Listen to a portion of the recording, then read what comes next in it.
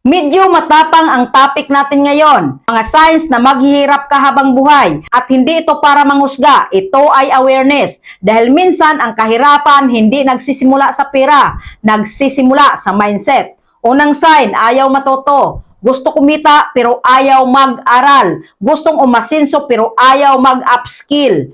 Tandaan mo, kapag tumigil ka sa pagkatuto, tumigil din ang growth mo.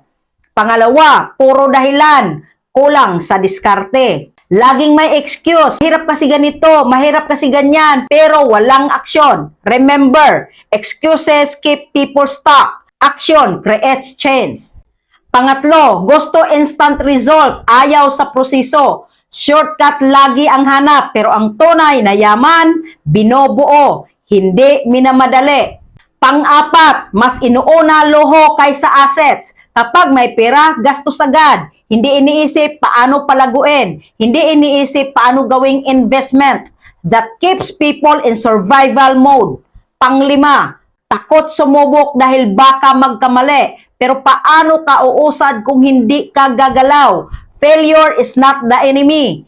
Inaction is. Pangpito, umaasa lagi sa iba para umasinso. Umaasang may magliligtas, may magbibigay, may aahon. Pero truth is, ikaw ang unang dapat kumilos para sa buhay mo. At ito ang pinakamabigat kapag ayaw mong baguhin ang mindset mo kasi kung pareho ang pag-iisip, pareho rin ang resulta.